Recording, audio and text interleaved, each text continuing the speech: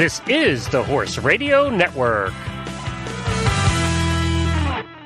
This is episode 37 of the Dressage Radio Show on the Horse Radio Network. We would like to thank our sponsors, Kentucky Performance Products.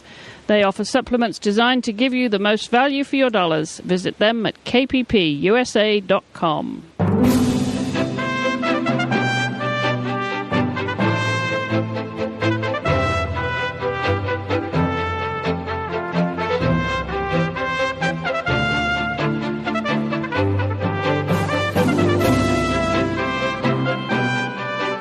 This is Chris Stafford in Lexington, Kentucky. And I'm Heather Blitz in Wellington, Florida, and you're listening to the Dressage Radio Show. Hi, Heather. Hi, Chris. How's it going? It's going great. And how about you? You're on a roll, aren't you? Well, I'm on a big high cloud up in the sky, I can tell you that. Because I had a great weekend. You did have a great weekend. Congratulations on winning the Prix Saint-Georges down there at the Wellington Classic with Paragon. He's a horse that you've had since did you foal him? You've had him a long time, huh? Somewhat, yes. I did. I was working for the place that bred him and was there the night he was born, and I've known him since his first day on the planet, yes. So that was a special occasion to have brought him up to, 7 years of age and compete with him at his first Prix Saint-Georges. We're going to hear a lot more about that later on in the show because obviously that was a significant competition for you.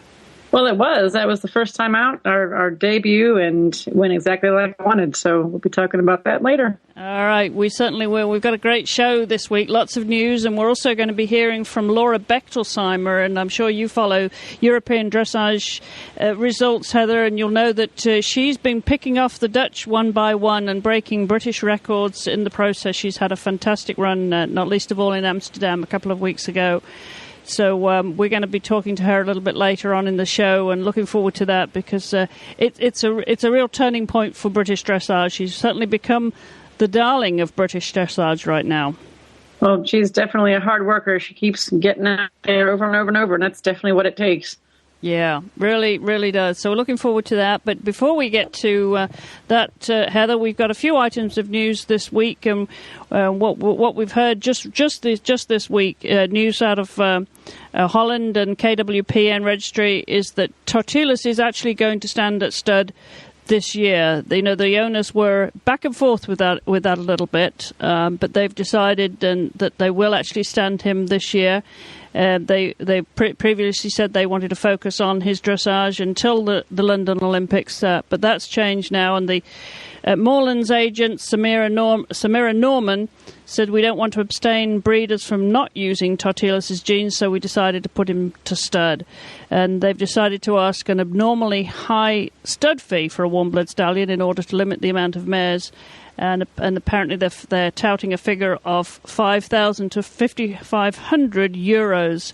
So that'll be very interesting to see. That obviously will make it very selective for breeding, Heather. Well, yeah, that's exciting news for the mare owners out there in the world. They can make the grade as far as being one of his wives. I'm sure he'll have a long list of them waiting. I bet he will. He'll have quite the harem, I'm sure. Yes. Well, some bad news also, some sad news, I should say, out of Europe too. We lost two really famous dressage horses this past week. Blue Horse Martine, she died unexpectedly. She was actually euthanized after it was noticed that she had broken her left foreleg at the knee when she was turned out in a paddock. And the manager there at Blue Horse, Esben Muller, was quickly called the vet, and they decided that there was no way to save the mare. Very tragically, she was euthanized, and of course she was very famous for the freestyle that she performed at the World Equestrian Games in Aachen just 4 years ago. And she was well known in Denmark as a young dressage horse, but made her international breakthrough and fame at a very rapid speed. And within 1 year, she premiered at Grand Prix level and, of course, won that individual silver and bronze in Aachen. So a loss to the sport, and as she had retired to breed, and she was only 13 years of age. But another old favourite also was euthanized but this time out of old age. 29-year-old is Fabian, the chestnut mare belonging to Isabel Werth, who very successfully was very successful with Isabel. She won the 1992 World Cup Finals in Gothenburg and had a terrific career with her. Well, when Isabel got back from the World Cup qualifier in Amsterdam just a couple of weeks ago, she found the mare was in poor condition and decided that the best thing was to euthanize her at the grand old age of 29, and she'd had a very happy retirement there at Isabel's home alongside her other partner, Gigolo, who, of course, passed away just a few months ago in September of 2009. So the loss of two very well-known horses, Heather, in Europe. They'll be sorely missed.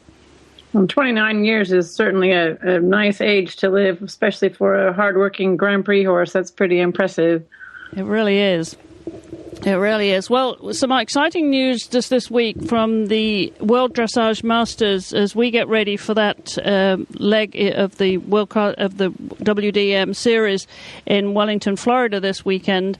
The organisers have announced that they are trying to organise one in South America. So that's really exciting news, Heather, to extend that leg, because it's worth an awful lot of money, this World Dressage Masters now, isn't it? Yeah, it's $100,000, isn't it? It's the largest purse, I believe, the richest purse in the sport, and much coveted. There's only 4 legs right now, and this would obviously add a 5th to them. The managing director of WDM announced the signing of a letter of intent with the company Harras Valde Raposa, operated by the Brazilian architect Bennett Nissenschwag and his son Hector. They viewed the discussions as a major step in international dressage as the key for a sustainable future for the Olympic sport. And of course, Brazil has been the host of the 2007 Pan American Games, and of course it's going to be hosting the 2006 Olympic Games. So it's all happening down in Brazil. Wouldn't it be nice to go down there for a competition, Heather? Well, I've never been, so that would be killing 2 birds with 1 stone, wouldn't it? Be a great way to go compete and see another part of the world that I'm sure is just exciting and beautiful. Yeah, really. Well, looks like we're going to add to that. I mean, it's wonderful that we have such generous sponsors. I think that's, already there's a great buzz, isn't there, here for the Masters this weekend. It's picked up tremendous momentum in its very short life, relatively. There's a lot of buzz about it. Actually, I was just shopping in the mall this evening, and the girl that was checking out my clothes was talking about the World Dressage Masters competition. I thought that was pretty neat. I mean, she wasn't in horses herself, but she and her friends are going to go watch, and that's huge for the sport. That really is huge. Yeah, it is when you get people outside the sport right, actually getting excited about it. Well, terrific. Well, we'll look forward to that. We'll be reporting on that next week, of course. But meanwhile, more news out of Europe. Patrick Kittel, who some of you will remember was under investigation for his treatment of Watermill Standick at the Odense show in Denmark last October. The FEI have actually issued a statement now. Witness statements and video evidence has been thoroughly reviewed, and the investigation findings are that there is no reliable evidence that the warm-up techniques used by Patrick were excessive. As a result, the FEI legal department has ruled that no formal claim against Mr. Kittel will be submitted to the FEI tribunal. However, Mr. Kittel has received a warning letter regarding the appropriate and inappropriate use of warm-up techniques, and has been made aware that his actions will be watched very carefully going forward to ensure that there are no subsequent violations of FEI rules relating to horse welfare. The FEI is conducting a major review and analysis of its current policy on pre-competition warm-up activities with an emphasis on hyperflexion. And to that end, they have also announced, that is the FEI, that they are arranging a roundtable conference of experts from various fields in equestrianism to participate in a discussion about the roll call training system at the FEI headquarters in Lausanne on February 9th. The list of invitees by the FEI is designed to cover a wide range of interests from riders, trainers, vets, communication, commercial and horse welfare. Princess Haya herself will be attending the conference, and Ulf Helgstrad, president of the Dressage Danish Equestrian Federation, commented that the FEI hopes to reach a shared conclusion about hyperflexion with all active participants in the equestrian sport by listening to the different views. Possible guidelines and conclusions should be taken into account and should be valid for all FEI disciplines. The current position on the FEI on hyperflexion is based on the results of the conference held in 2006. So an ongoing debate there, Heather, not least of all spurred by the issue with Patrick Kittle a few months ago, and making the FEI really take another very hard look at this as a form of training. Well, I think that, there are definitely opinions about the hyperflexion training method, and the best thing that's, I think, coming out of this is that riders are taking note of the fact that the FEI is, looking out for the horse's welfare in any warm-up condition, no matter what training method they're using, that the FEI will step in when it is not appropriate for the horses. And I think that's the best message to all the riders out there, no matter what system you use. Absolutely. Absolutely. Great. Well, we're going to be talking about your competition success with Paragon in just a second. But before we get there, we're going to take a short commercial break. So stay tuned. We'll be right back. Not every horse needs a supplement, and selecting the right supplement for your horse can be a science. Kentucky Performance Products simplifies your search for the right supplement, and they provide products that are scientifically developed to address the specific problems facing modern horses. Their website and customer service people can give you detailed information on each supplement, helping you find the right solution to your horse's problem. You can trust Kentucky Performance Products supplements to provide the ingredients you need in effective amounts so your horse gets the most out of each scoopful. Kentucky Performance Products, helping you keep your horses healthy, sound, and competitive. Visit them at kppusa.com. That's kppusa.com. Well, Heather, it's great to have you back on the show. Last time you were with us, of course, you took part in that quiz, which I hesitate to say, but I believe that you were runners-up in that competition. So you're going to have to... Yes, that's a nice way to put it, Chris. Thank you. Actually, we were losers, but runners-up sounds better, so we'll take that.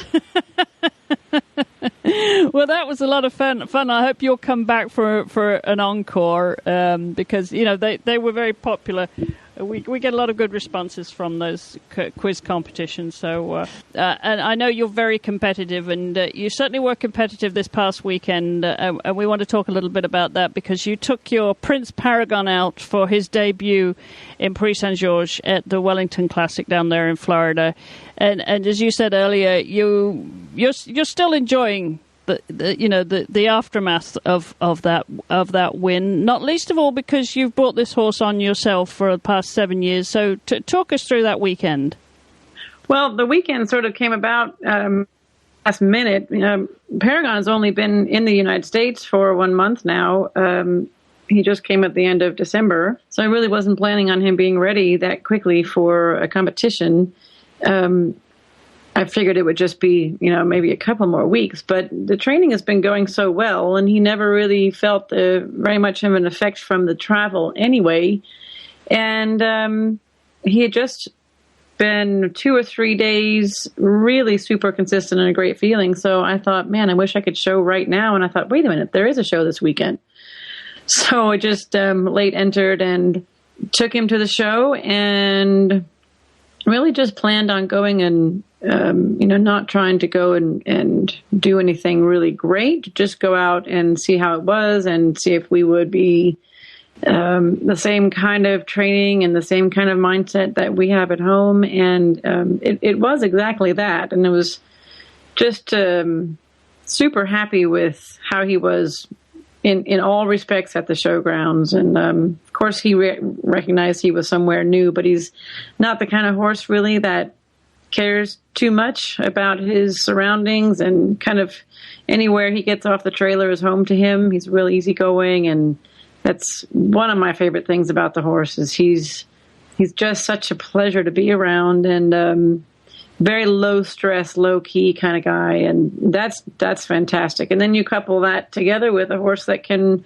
win the Prix St. George on his first go round. It's really his first show as a competition horse altogether for his life.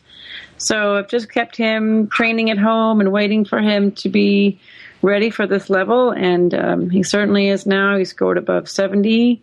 And has, I think, room for higher scores in the future for sure. He was just fantastic. He just ate up that arena. Actually, he eats it up quite quickly because his strides are so huge. I think I only take 13 strides to canter him on the diagonal, which is, if you know much about how many strides is normal for a horse, 18 or 20 might be normal. And his he takes the diagonal in 13 strides. Yeah, he's a big boy. He's, 18 hands? He is 18 hands, and he has very large gaits. But, he also has been learning, and he's quite good at now how to take very small steps easily, too. So, but if I want to show expression, for instance, in the tempi changes on the diagonal, I have to start those 4 tempies as soon as I leave the mark, or I won't fit them in unless I want them in a really collected canter. So it's a good problem to have. It's just it's a different one. It's the first horse I've had with such an amazing canter. And his trot is nothing to sneeze at. So I'm just so excited about him. And, we really just kind of went in for an average expression kind of test. And I thought, I'll just go for, 70% of what he's got in him. And, that still was enough to top the class. So I can only imagine when I can ride him at 100% power when he's ready for that. Just what might happen then. It's very exciting. Well, this really is quite a chapter in Paragon's diary, and those of you who have been following the Dressage Radio show from the start, which is back in last summer, when Heather was a regular co-host here with me, will know that we had Paragon's diary, which was a regular feature, and of course he was there in Denmark with you, Heather, and just going about his daily work routine, and you always had good things to report about him because he was coming along so nicely, but now he's reached a certain maturity, hasn't he? Well, he has. He had a little bit of downtime before the travel to the States, and I think, that may have been a nice little vacation and rest for him to maybe just finish his growing. Just coming 7 next month and 18 hands, and he's just all leg and length, and he's probably, I hope, finished growing now. He actually grew from 16.2 at 3 years old to 18 hands at 6 years old. So that's pretty late in life for so much height to be put on. And I think any issues I may have had, in the initial years of his training had a lot to do with growth spurts and the strength that it took for him to move those huge limbs through the air like he does. So I think that he's really finished the growing, and now we're into the filling out and the strengthening, and that's just going to be the very exciting training phase with him because he won everything with 100%, saying yes to everything, and now when he gets the strength to do it, I just think that the next layer we uncover is going to be just phenomenal. So he's really starting that phase. But even though he's 18 hands, of course, you're 6 feet tall yourself, so, you fit him rather well. You don't make, he doesn't look 18 hands when you're on him because you're 6 foot, so it's kind of deceiving. But I guess to get on him, you need to take an elevator to the first floor, don't you? I do. It certainly takes a 3-step mounting block. I mean, I can get on him from the ground, but if I have my show boots on that are especially tall, it doesn't feel so good to do that. And it's not very good for his back. But, a 3-step mounting block sort of gets me up to the stirrup. But he is the best sized, matched horse size-wise for me that I've ever had. And I just feel so lucky to have, gotten that in him. I did geld him at an early age.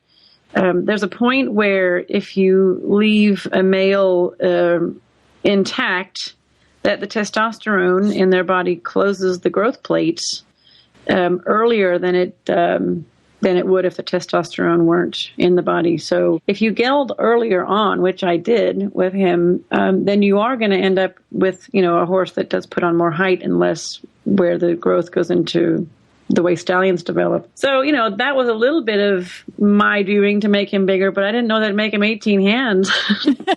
But I'm lucky, because it really is the size of horse I need. And it has to look, the picture has to look right too. Not only the personalities matching, but the picture really has to be right. And I'm very pleased with how it looks with him and me together. Well, speaking of how the picture looks, we will be posting a link on our website to the video that you have of that test, which is absolute delight to watch. So we encourage people to click on that link and watch Paragon's First, we're calling it, because it was his first time out and he was first. That's right. Absolutely. Well, congratulations again, Heather. That's a terrific start. And tell us what the plan is now for him. Where next for this boy? Well, actually, he's going to be in the show at the Jim Brandon Equestrian Center again, not this weekend, but Valentine's weekend.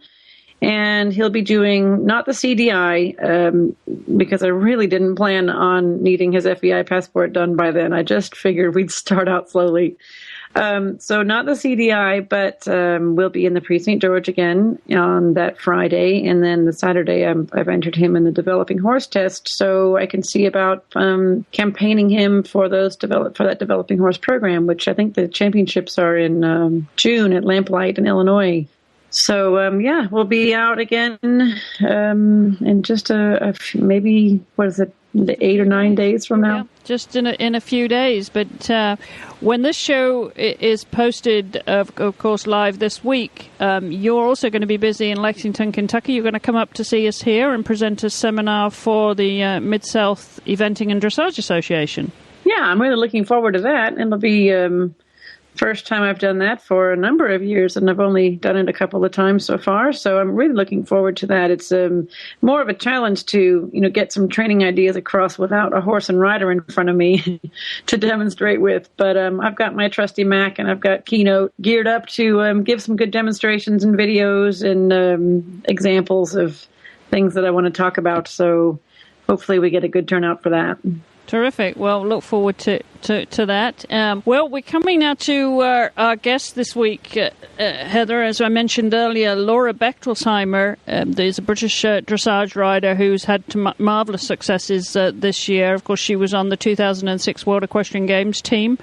With one horse, she has a different ride now that she's had tremendous success with, Mistral Horace, and she went to Amsterdam to the World Cup qualifier a couple of weeks ago and was second to Edward Gall and Totilas, both in the Grand Prix and in the freestyle, and is really on a roll. So we thought it was time to catch up with Laura and hear about her career and where she is in her career right now. So let's welcome Laura to the show.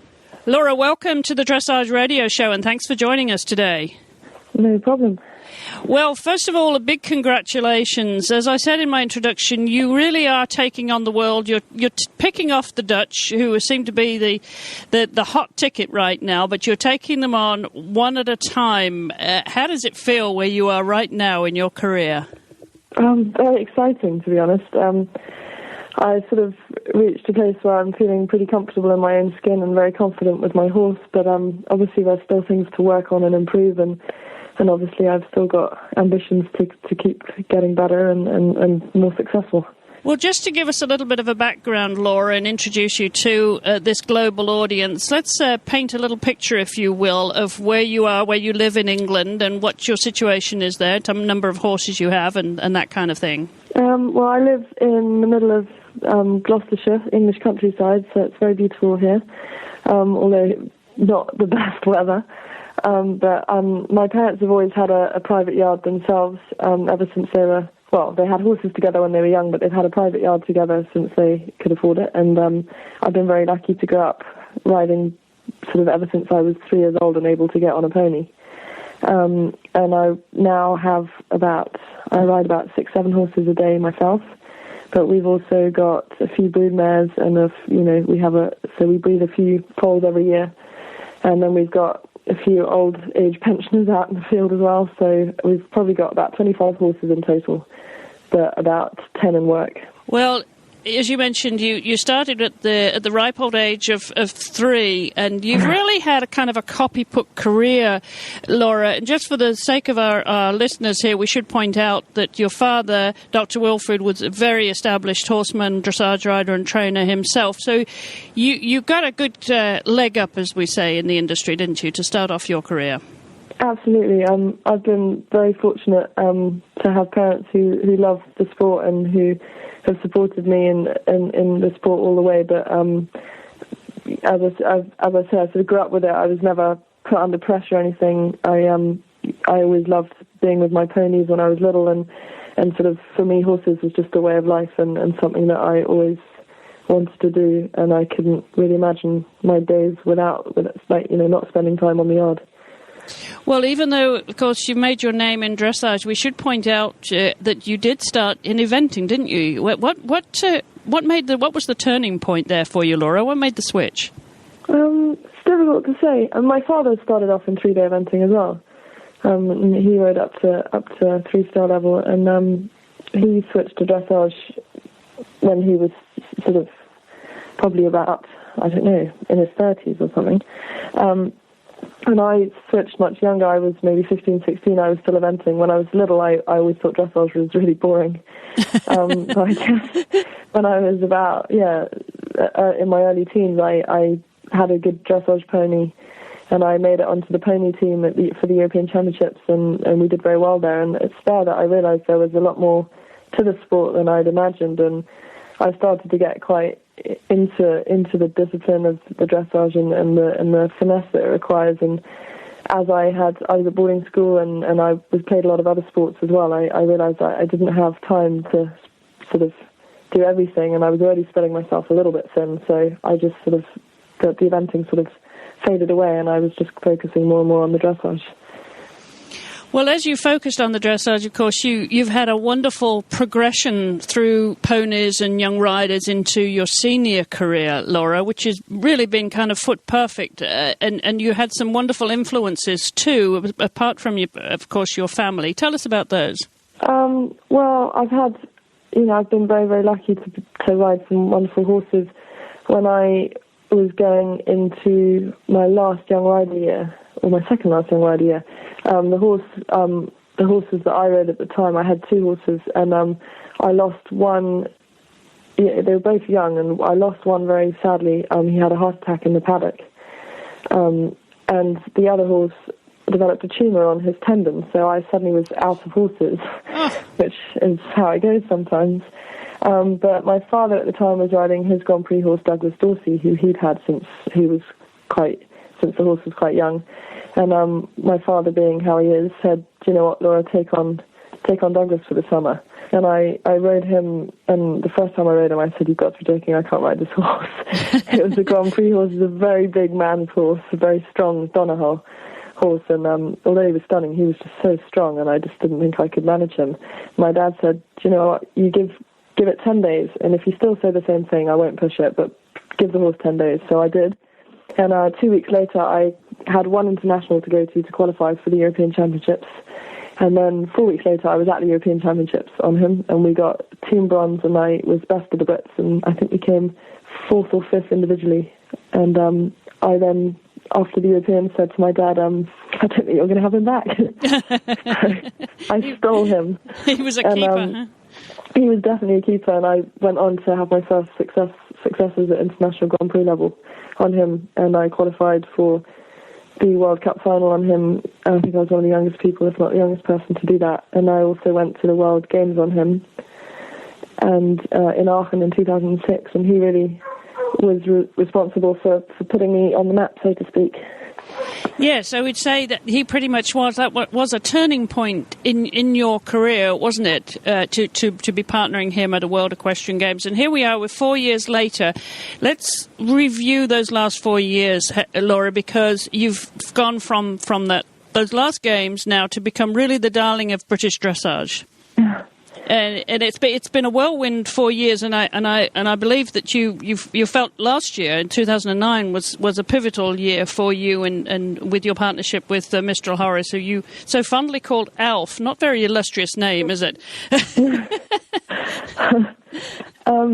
Yeah, 2009 was definitely a landmark year for me because although I'm very young, I've been at senior level for a few years now, and for some reason I always felt like something always seemed to go wrong or not quite my way at a championship, probably due to various reasons. But having been to Hong Kong to the Olympics the year before, I was massively happy to have gone to the Olympics, but obviously they were quite a big disappointment for me. And I really had to sort myself out mentally last year and make sure that the disappointments I'd had the last 2 years at championships didn't sort of affect me mentally. I worked very hard with our sports psychologist over here in England to make sure that I kept my confidence that I'd gained throughout the season, and that I maintained that when I was at a championship and didn't get sort of spooked.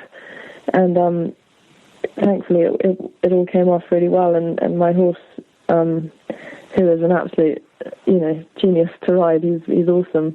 He sort of did his part in holding my hand in the first test at the Europeans, and from there on I got my confidence completely at a championship, and was able to pull off my best performances that I'd had to that date, and that gave me obviously heaps more confidence. And since then I've had 2 more shows on Mistral where both times I've beat my personal bests again, so it's a little bit scary. I feel like I need to touch some wood whenever I talk about it.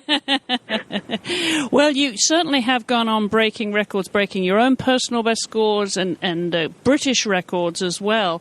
But tell us a little bit about this partner you have now with Mistral Horace, or Elf, that has really launched you amongst certainly the British dressage superstars, and now, of course, in the world with the kind of people that you're beating at their own game.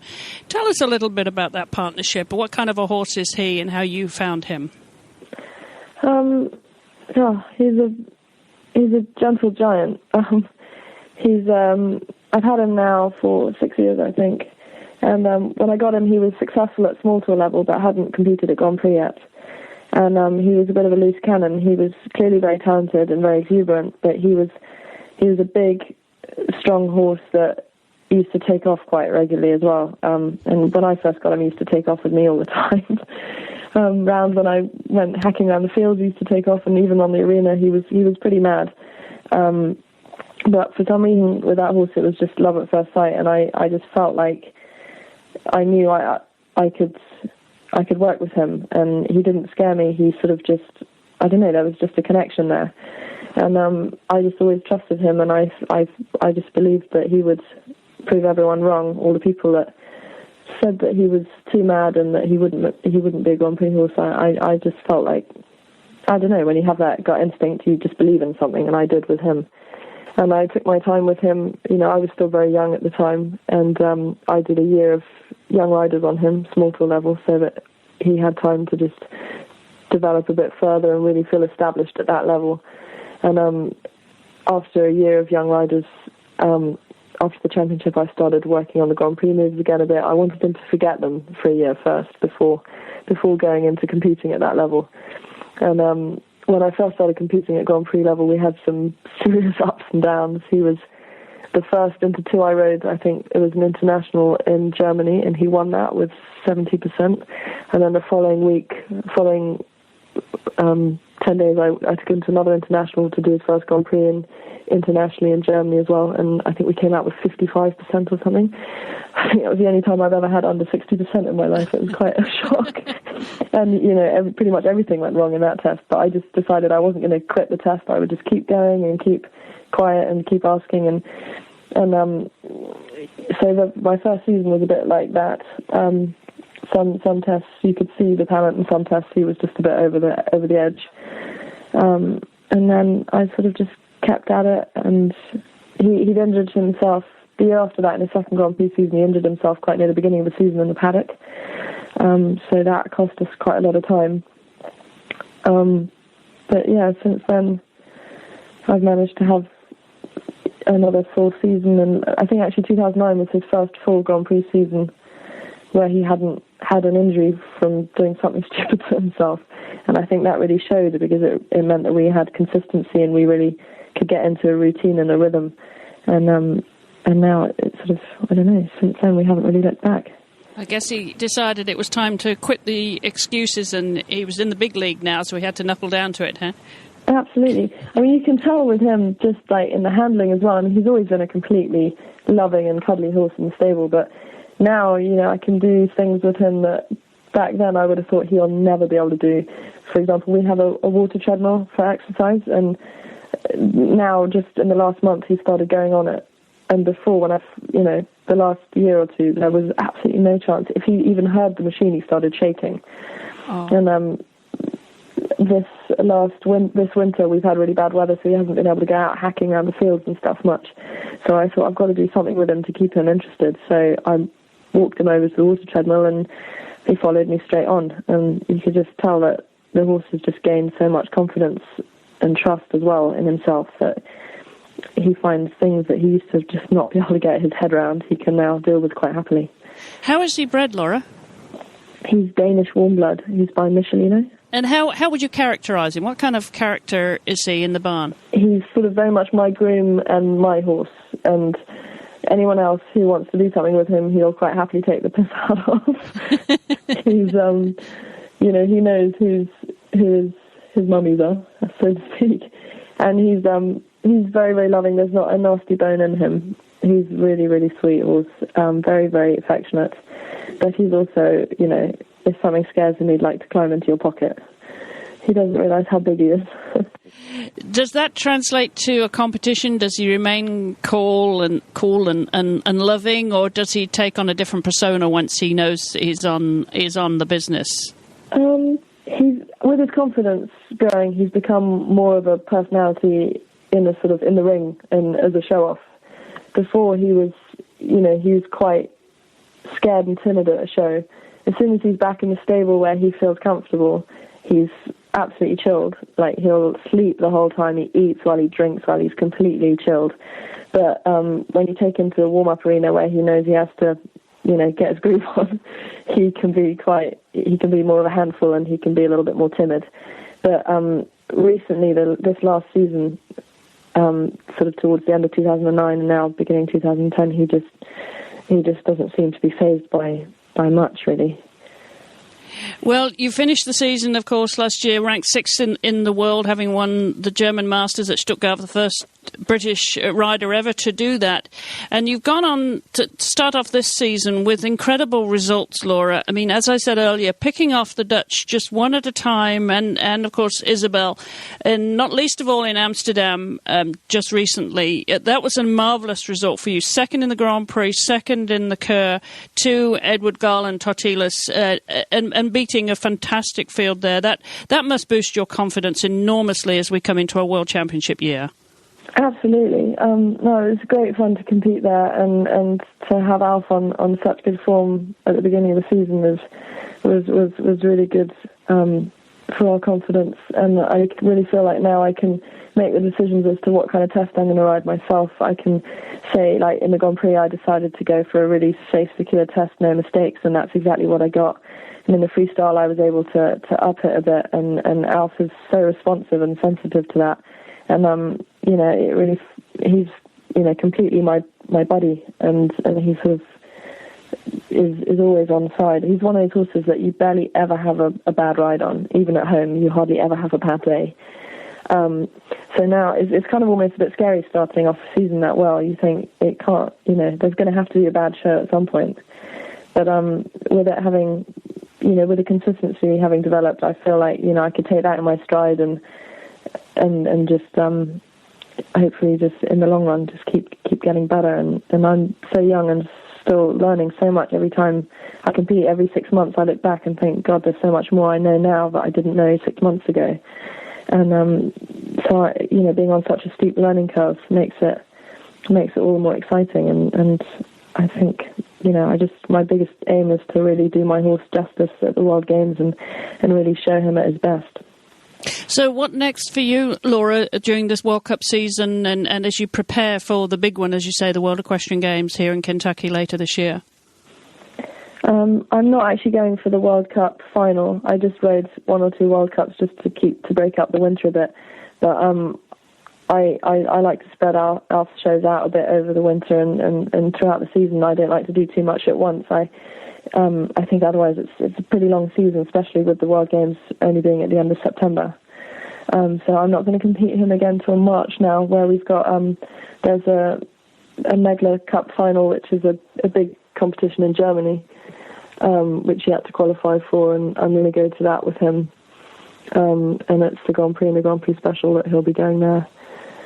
So, yeah, we've got a little bit of time. I like to give him a bit of time after each show so that he always has a few, an easy 10 days, and then I build him back up to the next thing. So what does Laura do when she's not riding Alf? You have other horses at Grand Prix level. How many are you competing apart from him, Laura? I have one other at Grand Prix level who's also at Alf's age, but I haven't had that long. He's sort of my spare part. He's also a lovely horse, very thoroughbred horse, very, very different. So again, I'm learning a lot from him. But then I've got a 10-year-old that's just coming into Grand Prix that I hope to compete at Grand Prix sort of sometime this year. And then I've got a 7-year-old that's very talented, but still only knocking on the door of small tour now. And then I've got a load of a couple of 5-year-olds. No, they're 6 now, aren't they? 6-year-olds and some things that are younger than that. So a few that are from 3 till 6. Yeah, so they keep me on my toes. So what do you do for fun when you're not in the stables, Laura? Do you cross-train yourself, or do you do other things? I mean, you're in wonderful hunting country, of course, of there, the Beaufort Hunt. Do you participate in anything locally like that? Yeah, I was dragged out while my boyfriend hunting the other day, actually. When I got back from Amsterdam the following Monday, I went hunting, which was quite contrast when you come back from competing in your top hat and tails and you go out charging around through the thick mud and jumping things and stuff. No, it's good fun. But I love most sports, but I tend to I like skiing in the winter if I get a chance, and I play tennis in the summer. And then I've got 3 older brothers and lots of friends who live in London, so if I have spare time at weekends, I like to go down to London and go and hang out with them, and I think it's important to have downtime and to make sure that you take a day off in the week where you don't spend the day on the yard, because it's very easy for us horsey people to forget to sort of take a break or forget to just spend the day not on the yard. And I think it's good if you do that, and it keeps you fresh. And yeah. Yeah, absolutely. A good balanced life there. And obviously in terms of your career though, Laura, you're really at a wonderful place now with your second World Equestrian Games right in front of you, and of course the Olympics in London in just a couple of years' time. Where does this all fit into your big picture? What does Laura Bechtolsheimer want to be able to say in 10 years' time? That's an interesting one. I don't know. I'm not someone who lives massively for the future. I guess I'm being young. I sort of just live for the moment. And, with horses, and I guess with all sports, you've got to really enjoy it when you're on and up, because I think we all know that, ups also, get followed by downs, and we can't always be at the top of our game. And I think it's really important to work hard for it, but also enjoy it when it's going well, and remember that things can go wrong pretty quickly too. So, I'm very ambitious, and I definitely want to push myself, and I'd love to be able to win some more medals and represent my country at the next Olympics. But at the same time, I like to keep a balanced view on life, and remember that there's other things that are very important to me as well, such as my family and friends and things. So I think and they tend to keep me in line and keep me on the ground. Keep your feet on the ground, there you go. Well, you've already been recognised. I know this year that the British Dressage have recognised you and your parents for your greatest contribution as owners to British Dressage. That was an award that that was recently bestowed upon you. So wonderful to have that recognition, not just as a rider, but with your family as owner of a horse that's making such a contribution to British dressage and world dressage. Yeah, no, it's brilliant. He's definitely a blessing to have him in the yard. Well, congratulations on that. And also, we should mention that you're producing training DVDs too. So you must spend time, all your time in the barn, and now as a video presenter with your training videos. Is this a little sidebar for you, Laura, that you can see, being something that you can also do when you're not riding? Yeah, definitely. I work with a website called horsehero.com, and we make videos, and we have blogs and from different riding personalities, and we try and have forums and things. So it's a real place for horse fanatics to discuss ideas, and also to watch top riders explain things and show how things are done. And I think it's so important to have a place where people can watch, from any level, watch training videos that are relevant to people from any level, and that are very honest and show how it is. If a mistake happens or if things don't quite go wrong, we don't cut and paste. We really try and show the reality of training, and we seem to get really positive feedback, which is great. And it's something I feel very strongly about. The type of training with the horses that we do, we try and be 100% fair to the horse and on classical lines and really show how to work the horse as an athlete, but in the favour of the horse. And my father, I know, and Klaus Backenhall, who I work with on a regular basis, we're all on the same page as far as that goes, and all feel very strongly about that. So to have the website as a sort of platform to work on these things and to show these things is really fun. Well, good for you. Obviously, you're keeping very, very busy there. We expect to see more of you on video, but a lot more of you in the competition arena. Laura, the very best of luck. You're obviously heading into a very exciting year. We wish you all the very best in your preparation for the World Games. We hope you'll come back on the Dressage Radio Show and give us an update, and certainly we'll hope to see you here and talk to you while you're in Kentucky. So good luck, and thanks again for joining us today. Absolutely. Thank you very much. Well, that was great to hear from Laura. Heather, she really is the darling of British dressage now and has tremendous potential with a great stable of horses and really on a roll. It's a nice place to be, isn't it? Yeah, lucky UK to have her on board. Yes, absolutely. It's interesting. We talked to Carl Hester a few months ago, and we talked to Desi Dillingham about the growth of British dressage, and you would have seen it from when you were based in Europe, how they've emerged in the international scene with consistent results. It is not a nation that was known for its dressage just a few years ago, really. Right, yeah. Great Britain's really, really moving up, and it's these world championships are getting a lot more interesting with new countries really getting on the map in strong ways. Well, it does give us a lot more competition, doesn't it? There used to be just the familiar nations that you would pretty much safely put money on to be standing on the podium at Olympic Games and World Championships and European Championships. But the field's opened up a bit, isn't it? Yeah, it makes it a lot more exciting. A lot more exciting. Well, we're looking forward to welcoming the British over here and everyone else in just a few months' time. This summer's just going to fly by, Heather. Will you be coming up to watch the World Equestrian Games at all?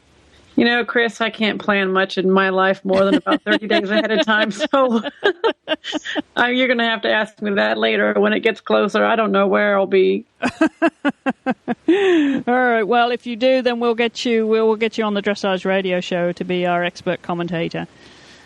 I'd love to do that. All right. Well, we're going to take a short commercial break here, and when we come back, we're going to hear about your tip of the week. So stay tuned. We'll be back in just a second.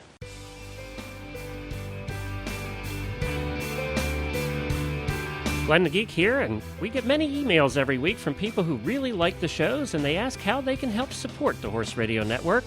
Well, you already do that by listening to the shows and by buying from all of our fantastic sponsors.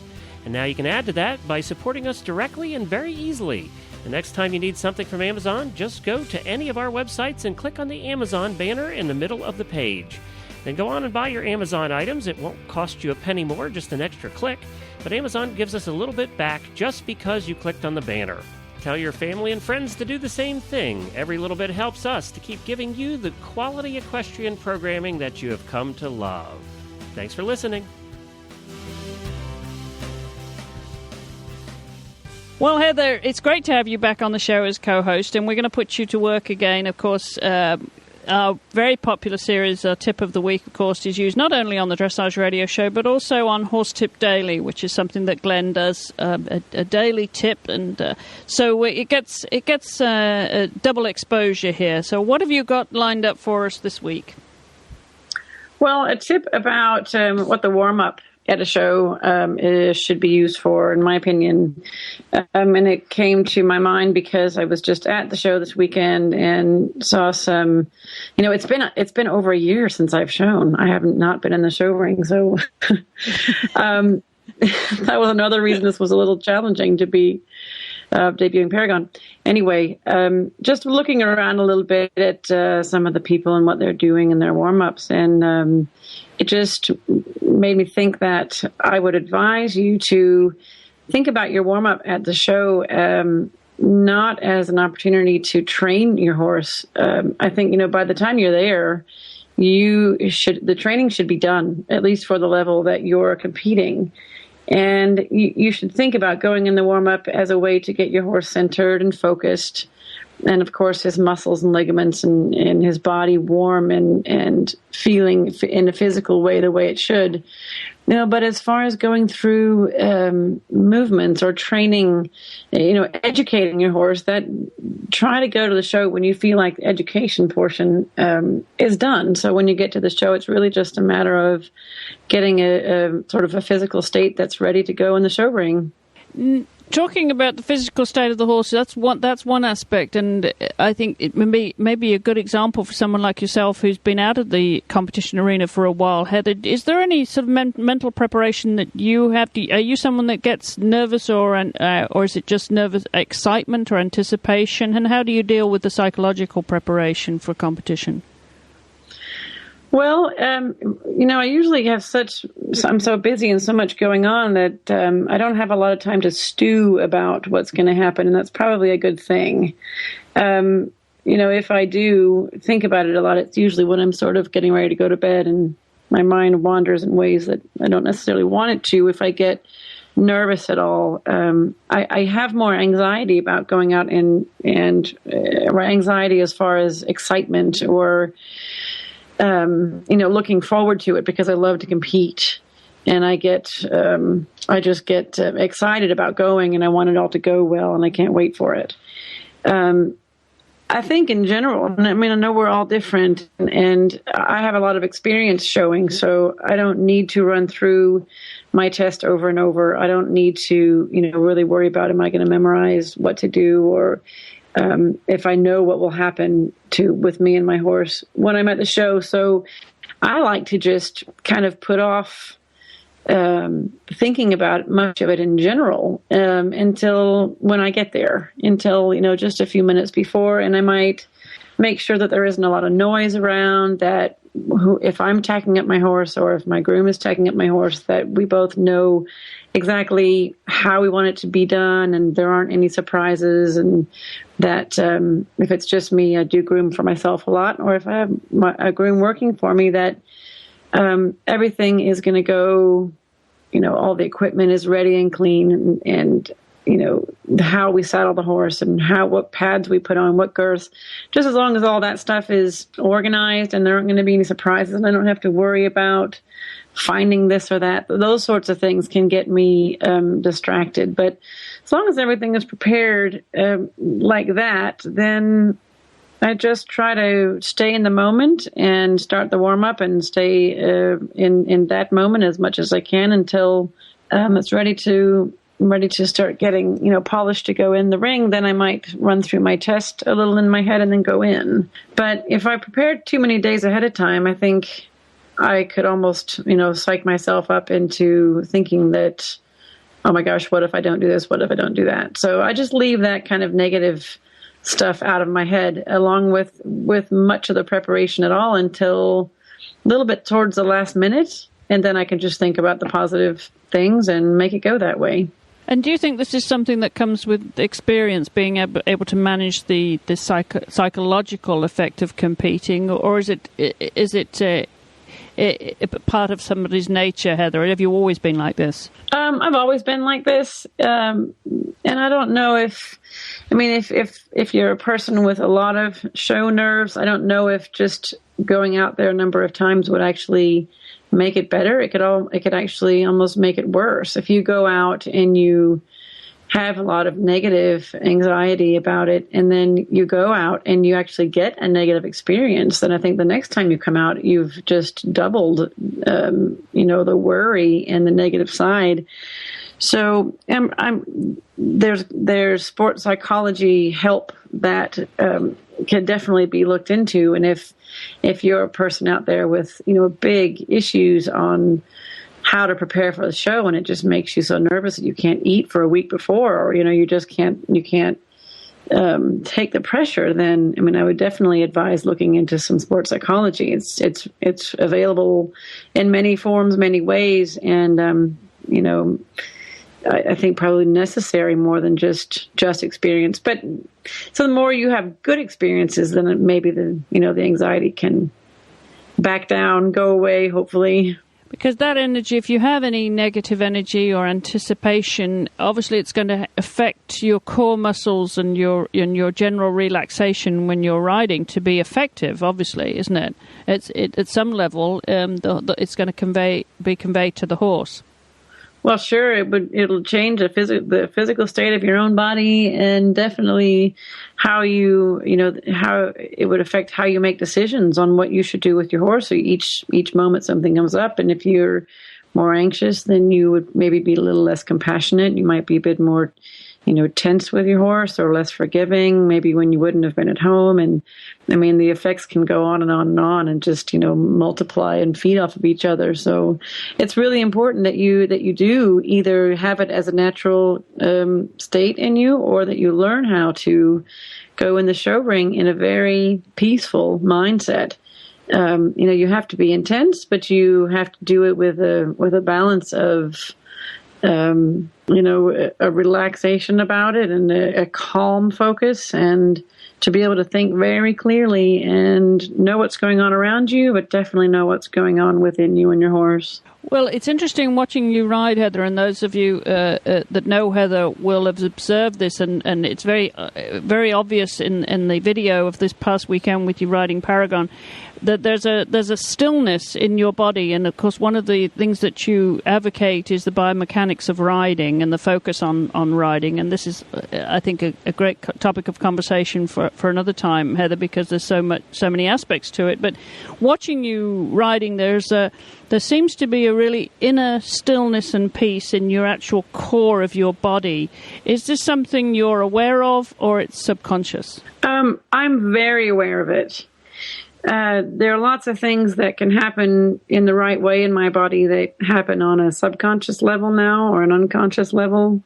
But at one point or another in my education, it has been conscious. I've gone through my body from the top of my head to the tip of my toes. Of course, with the help of Mary Wanless, my coach that I've been working with for a good 15 years now. I've really learned body awareness from, just in ways that I would have never imagined necessary or possible, had I not taken this route in my own riding. But it is, it's something I'm so grateful that I have learned about. And it doesn't mean that every step that I take in the test that I have it all at a conscious level. You get it to an unconscious level at some point. But you have to know what's happening to your body as your horse moves underneath you. And if you don't, then I think, there are so many things that could be happening that you don't have the tools to assess if you're not also aware of how it's changing your body in ways that are either positive or negative. But awareness takes a huge amount of humbleness, because it doesn't matter what level you're riding. It could be a beginner training level, you could be a Grand Prix rider, and everybody has a really tough time with that moment when they are told what it is that they're doing wrong that they didn't know they were doing wrong. And we all have things. It's just kind of hard to get past that point where, it's kind of like getting conscious of some things that you're not competent doing. And it doesn't mean you can't learn it. You can, but once you're aware of it, then you can learn how to change it. And when you change it, that you've changed it. And then when you've lost it again, and when you change it again, and it's just a process. And it's all about awareness, and it doesn't mean you're always perfect, but you should know when you've got something good and when you've lost something that you wanted. So it's a lifetime study, and I'm never going to be finished with it. I still do a lot of things that make a big difference within my own body that affect how my horses go, and it does. Biomechanics are definitely for a physical reason. It just happens to also look very pretty. But biomechanics can also be kind of misunderstood as just, to look pretty on the horse. But it happens to look very elegant and very pretty, the correct biomechanics. But it is so much for a performance reason and a communication reason between you and your horse that it's 99% for that. And then we're just lucky that it also happens to be the prettiest way to ride. So it's really worth looking into some rider biomechanics and a lot of body awareness. The more you can get, the better.